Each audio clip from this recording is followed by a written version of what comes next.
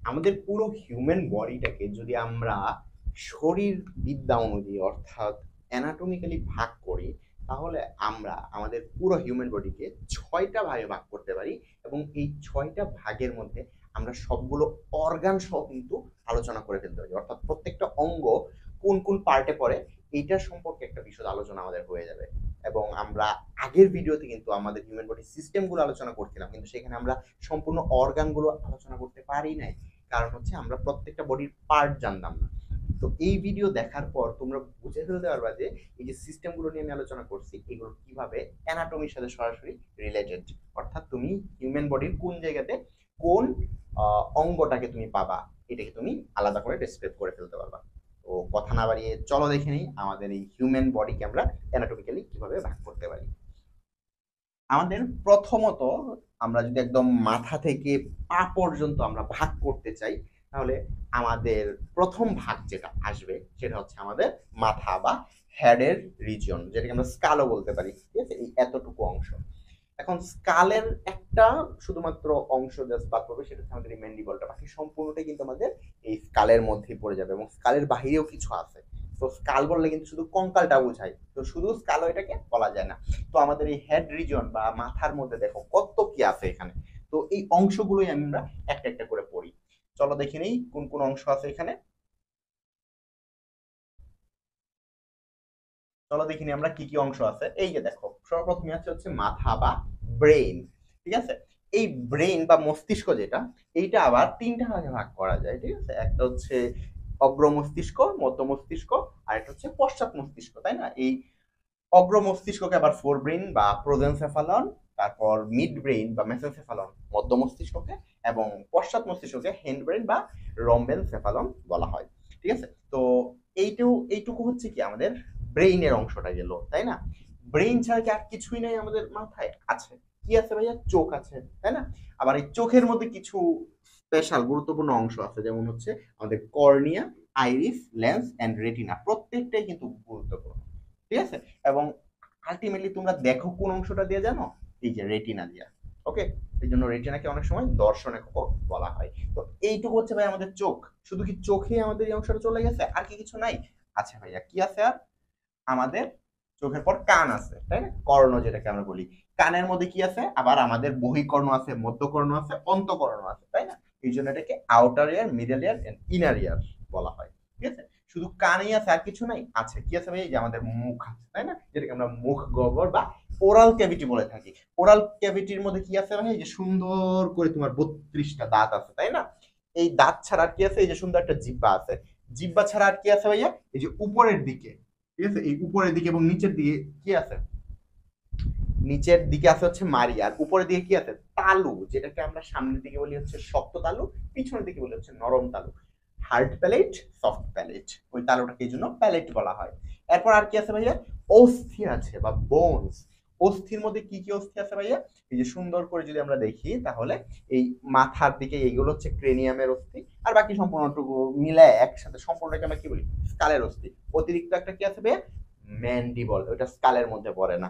ঠিক আছে, বাকি সম্পূর্ণটাই হচ্ছে স্কালের অন্তর্ভুক্ত।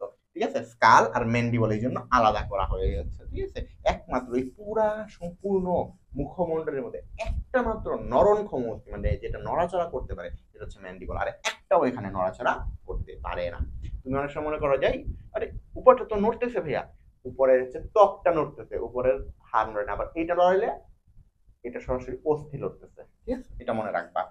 ওকে, তাহলে এইটুকু মোটামুটি হচ্ছে আমাদের মাথার পড়াশোনা। ঠিক আছে, ব্রেইন আছে, চোখ আছে, ইয়ার আছে, ওরাল ক্যাভিটি আছে, আর এটার সাথে রিলেটেড অস্থি আছে। দেখো, স্কেলিটাল সিস্টেম আসছে, তারপর হচ্ছে কি মুখ গহ্বরের মধ্যে কিন্তু অ্যালিমেন্টারি বা ডাইজেস্টিভ সিস্টেমের অংশ চলে আসছে।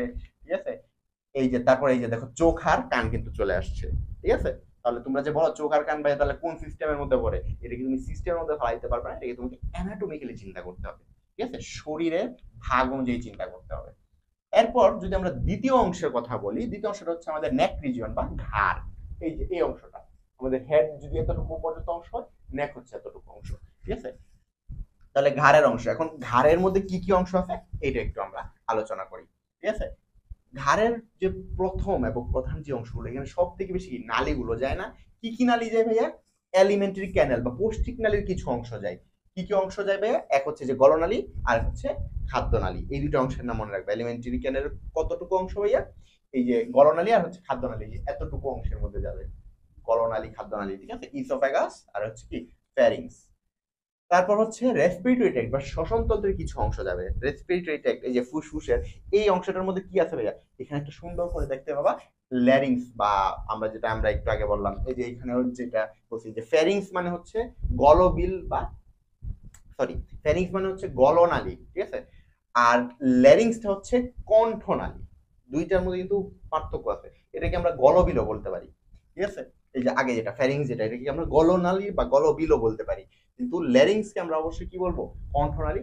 আরেকটা নাম এটাকে আমরা রাখতে পারি, সেটা কি ভাইয়া? স্বরযন্ত্র, ঠিক আছে? কারণ কি এখানে স্বর সৃষ্টি হয় বা কণ্ঠের শব্দের সৃষ্টি হয়। আর ট্রাকিয়া মানে হচ্ছে শ্বাসনালী, যেটাকে আমরা ওয়াইন্ড পাইপ বলে থাকি, ঠিক আছে? এই ওয়াইন্ড পাইপ, এই যে এইটা হচ্ছে এই যে সি আকৃতির যে কিছু কার্টিলেজ দিয়ে গঠিত, এটাকে আমরা বলি হচ্ছে ট্রাকিয়া বা ওয়াইন্ড পাইপ। আর এই যে উপরে এই যে অংশটা, এইটা হচ্ছে ল্যারিংস বা স্বরযন্ত্র, ঠিক আছে? এই দুইটা হচ্ছে আমাদের রেসপিরেটরি ট্র্যাক্টের বা শ্বসনতন্ত্রের অংশ। তাহলে একটা গেল এলিমেন্টারি ক্যানেলের অংশ, একটা গেল রেসপিরেটরি ট্র্যাক্টের অংশ। আরেকটা হচ্ছে কি কেন্দ্রীয় স্নায়ুতন্ত্রের অংশ। কেন্দ্রীয় স্নায়ুতন্ত্র দুইটা অংশ নিয়ে গঠিত হয়, ব্রেন আর হচ্ছে স্পাইনাল কর্ড, অর্থাৎ মস্তিষ্ক এবং সুষুম্নাকাণ্ড। তাহলে এখানে কি থাকবে?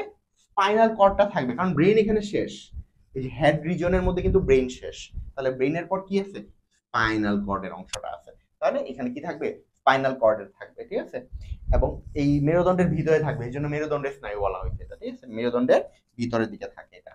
তারপর আর কি থাকবে? অস্থি থাকবে। এছাড়া কিন্তু আর কোনো কিছু এখানে থাকে না, ঠিক আছে? এই যে অস্থি, কিছু ভার্টিব্রা থাকবে এখানে, ওকে? তাহলে আর হচ্ছে গলার দিকে এখানে কি থাকে? হায়োয়েড বোনটা থাকে, এটা একদম দুইটার মাঝ বরাবর, হেড এবং নেকের মাঝ বরাবর থাকে। আমরা নেকই বলে থাকি হায়োয়েড বোনটাকে, ঠিক আছে?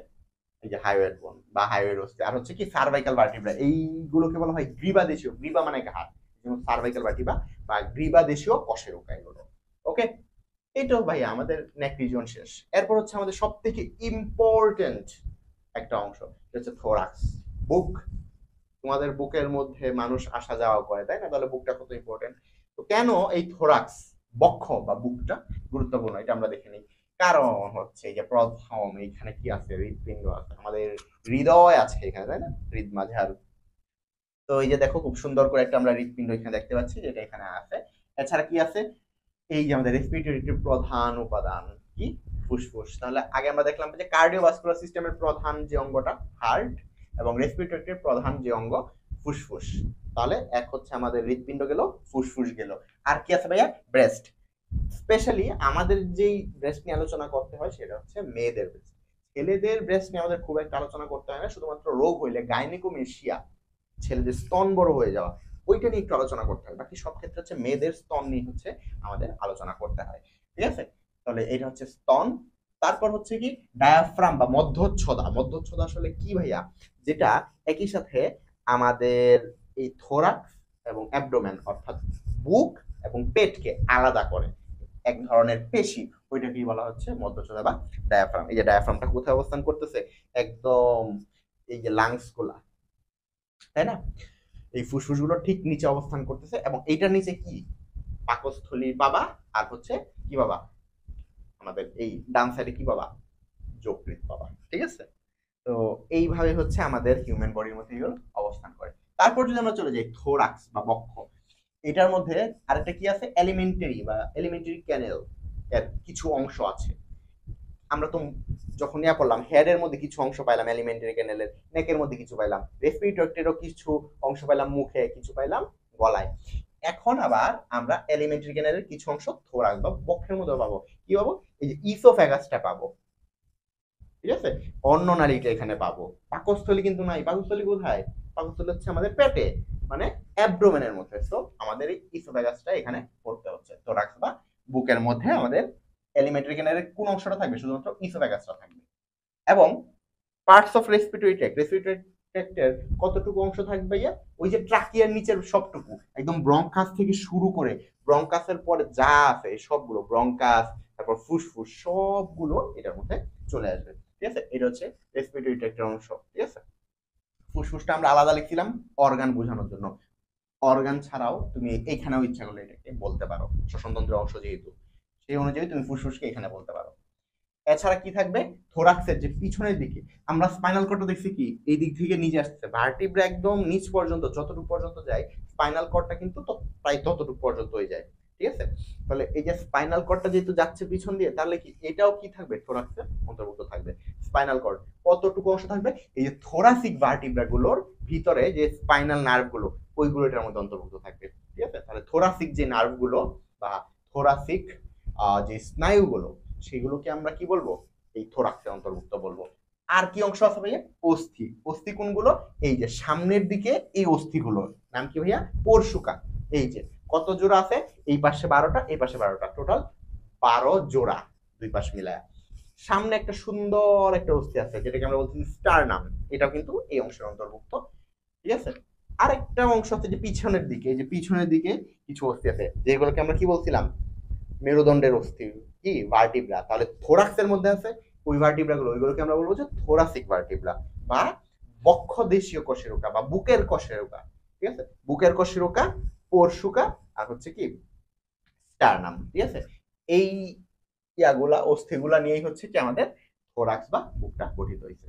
এবং আমরা এই অস্থি দিয়ে পড়াশোনাটা শেষ করলাম থোরাক্সের। এরপর আমরা চলে যাবো অ্যাবডোমেন বা পেটের মধ্যে। কত সুন্দর একটা পেটে, এই সম্পূর্ণ অংশ জুড়ে হচ্ছে মানুষের পেট অবস্থিত।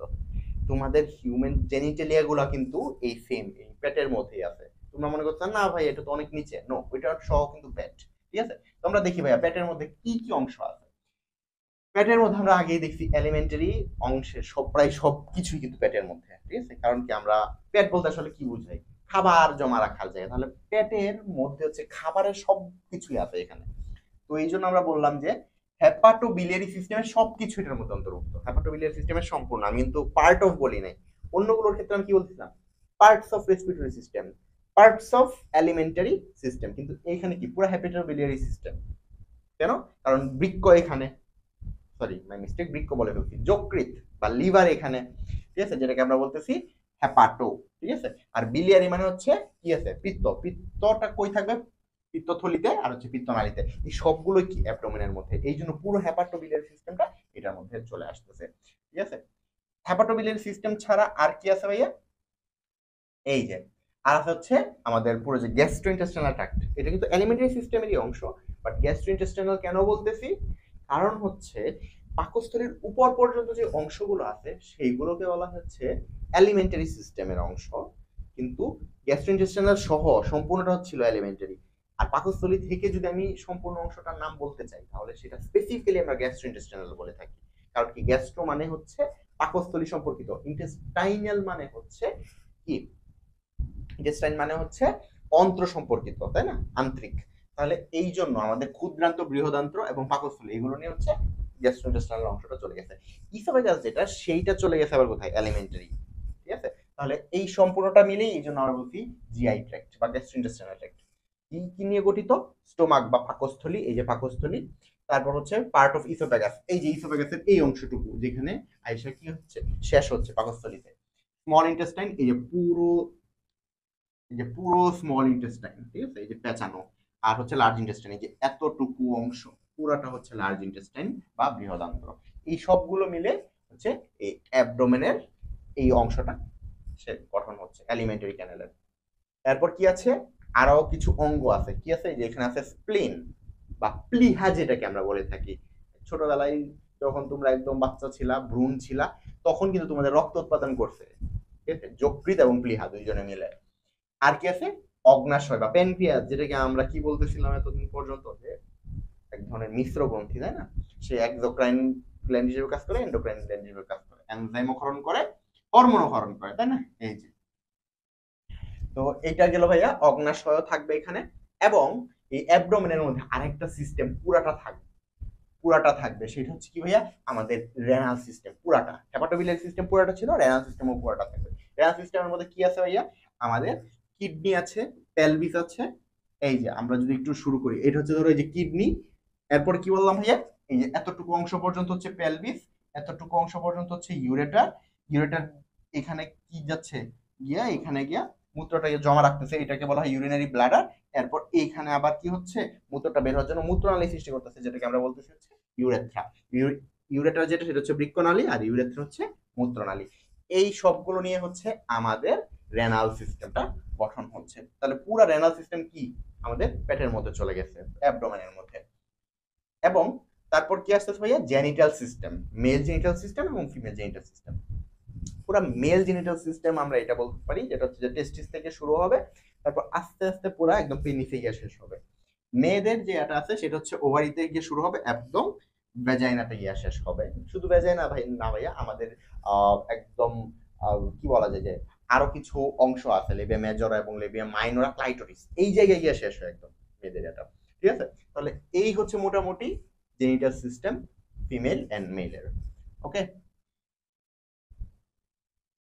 তারপর যদি আমরা দেখি আর কি আছে ভাইয়া, পেটের পিছনে কি আছে, আর অস্থি আছে না? ওই যে পিছনে যে অস্থিগুলো আছে, ওই অস্থিগুলোকে আমরা কি বলতেছি, পিছনে যে অস্থিগুলো, এইগুলোকে হচ্ছে লাম্বার কশেরুকা থাকবে, স্যাক্রাম থাকবে, আর হচ্ছে কক্কিস থাকবে। স্যাক্রাম, কক্কিস, আরেকটা কি, লাম্বার কশেরুকা। এই সবগুলো হচ্ছে স্পাইনাল কর্ডের, sorry my mistake, spinal cord বলে ফেলছি কেন, এটা হচ্ছে স্পাইনাল নার্ভ গুলো থাকবে। কিন্তু এগুলো থাকে কিসের ভিতরে, মেরুদণ্ডের ভিতরে, তাই না? তাহলে মেরুদণ্ডের যে অস্থিগুলো, এই অস্থিগুলো হচ্ছে এটা অন্তর্ভুক্ত। অস্থিগুলোর কথা কি বললাম আমি, লাম, এই যে লাম্বার কোশেরুকা, এটা হচ্ছে স্যাক্রাম, নিচের দিকে থাকে কক্কিস।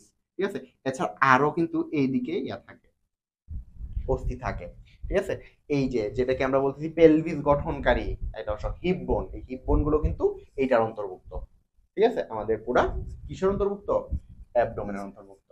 ওকে, তাহলে বোনস চলে গেল। এবং এই যে আমরা লাম্বার কশেরুকা বললাম, স্যাক্রাম বললাম, এগুলোর ভিতরে কি থাকবে, সুষুম্না কাণ্ড বা স্পাইনাল কর্ড থাকবে, এবং স্পাইনাল কর্ড থেকে স্পাইনাল নার্ভ বা স্পাইনাল স্নায়ু বের হবে। ওকে, এই যে এইগুলো ছিদ্র দিয়ে, ছিদ্র দিয়ে দিয়ে এগুলো বের হবে। ওকে, তাহলে এইটুকু গেল আমাদের পেটের পড়াশোনা, আমাদের অ্যাবডোমেন শেষ। তিনটা পার্ট আমরা, তিনটা না সরি, চারটা পার্ট পড়লাম কিন্তু, কি কি, হেড রিজিয়ন, নেক রিজিয়ন, অর্থাৎ মাথা, ঘাড়, তারপর বুক পড়লাম, আর হচ্ছে কি পড়লাম, পেট পড়ে ফেললাম। দুইটা শুধুমাত্র বাকি আছে, সেটা কি, হাত আর পা। ঠিক আছে, তো হাতকে আমরা যেটা বলতেছি, পুরো হাতের যে অংশটা, এটাকে বলতেছি আমরা আপার লিম বা সুপিরিয়র এক্সট্রিমিটি। এটাকে আমরা অগ্র হাতও বলতে পারি, বা শুধু হাতও বলতে পারি, বা অগ্রপদ, সরি অগ্রপদ বা সামনের পা অথবা হাত বলতে পারি। কেন আমরা এটা অগ্রপদ বলি না, কারণ হচ্ছে আমাদের তো পা নাই, আমাদের কি চারটা পা, চারটা পা হইলে আমরা অগ্রপদ আর পশ্চাৎপদ বলতাম, যেটা হচ্ছে আমরা চতুষ্পদী জন্তুর ক্ষেত্রে বলি। বাট আমাদের কি সামনের দুইটা হাত এবং পিছনের দুইটাকে পা বলা হয়, এই জন্য এটাকে অনেক সময় অগ্রপদ বলা হয়, বাট এটাকে হাতই বলা হয় সবসময়। তো সুপিরিয়র এক্সট্রিমিটি বা আপার লিম্ব, হাতগুলোতে কি কি অন্তর্ভুক্ত থাকবে, অস্থি থাকবে, একদম এখান থেকে শুরু করে একদম ক্লেভিকল স্ক্যাপুলা থেকে শুরু করে একদম এই পর্যন্ত, হাতের এই পর্যন্ত সম্পূর্ণ কি অস্থিতে পরিপূর্ণ। আর কি আছে ভাইয়া, মাসল আছে, তাই না? মাসল বা পেশি, এই পেশি নিয়ে গঠিত। তাহলে অস্থি এবং পেশি নিয়ে গঠিত হবে হচ্ছে আমাদের এই আপার এক্সট্রিমিটি। এবং এই লোয়ার এক্সট্রিমিটি বা ইনফিরিয়র এক্সট্রিমিটি যেটাকে আমরা বলছি, বা লোয়ার লিম যেটাকে আমরা বলছি, হচ্ছে পশ্চাৎপদ বা পা। পশ্চাৎপদ বলার দরকার নেই, পা বলবা সরাসরি। এটার মধ্যে কি অন্তর্ভুক্ত ভাইয়া, অস্থি, যে পায়ের যে অস্থিগুলো একদম ইয়া থেকে শুরু করে, নিতম্ব থেকে শুরু করে সম্পূর্ণ এই অংশটা, এই অস্থিগুলো কোথায় চলে যাবে, ইনফিরিয়র এক্সট্রিমিটিতে চলে যাবে।